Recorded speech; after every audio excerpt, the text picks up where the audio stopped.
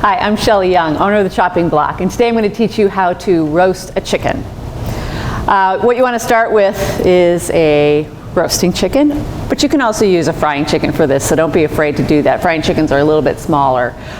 You can use the same technique for a Cornish game hen. You can use it for a capon also.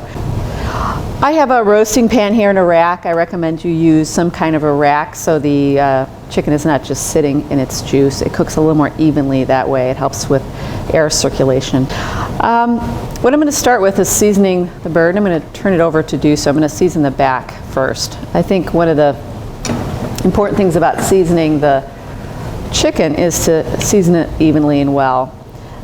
You don't have to use butter. You can use a little oil, and you can use nothing if you choose. The advantage of a little melted butter on the bird is it helps the spices stick. It tastes really yummy. So those are two advantages. The disadvantages is that it makes a much smokier mess. So if you don't have good ventilation, you might want to skip the butter or use as minimal as possible. Now you can just season this with salt and pepper. You can use one of your favorite seasoning blends today. I'm going to use a little Sarah's Tuscan sea salt. Got some rosemary and chili in there, and lots of nice salt, which is great on this yummy, buttery, crispy skin that we're going to get here. I start with just seasoning a little bit, and the chicken will just catch where it catches, but I think it's important to try to get the salt and seasoning everywhere.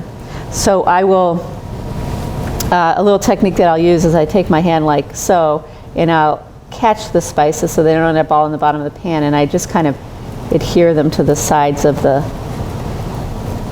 chicken and wherever it's not sticking. I'll flip it over and do the same on the other side of the bird.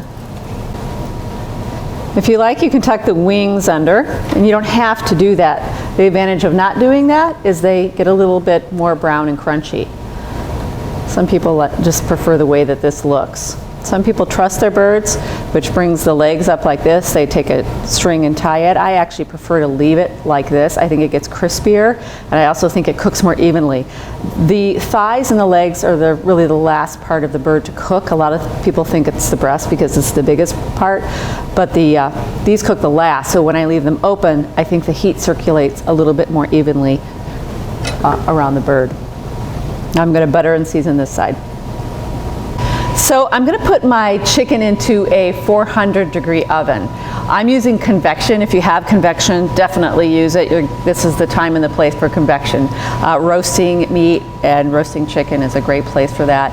Circulates the heat evenly, cooks it beautifully. You can use 400 degrees whether you're using a convection or not convection. The temperature isn't so critical here.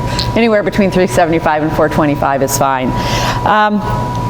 If you don't have a convection, I want to tell you one thing. I tend to put the bird in your oven with the legs towards the back of the oven, facing the back of the oven, if you don't have a convection. Again, the legs and the thighs take the longest to cook. The hottest part of your oven is the rear of the oven. So it helps to have it cook a little more evenly.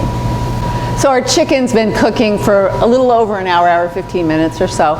It usually takes somewhere between an hour and a half, depending on your oven.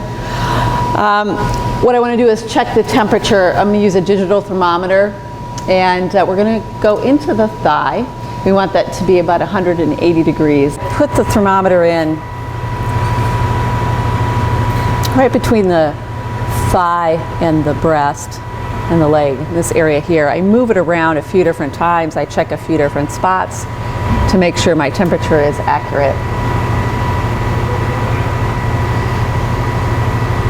You don't want to hit the bone because that'll give you a false reading.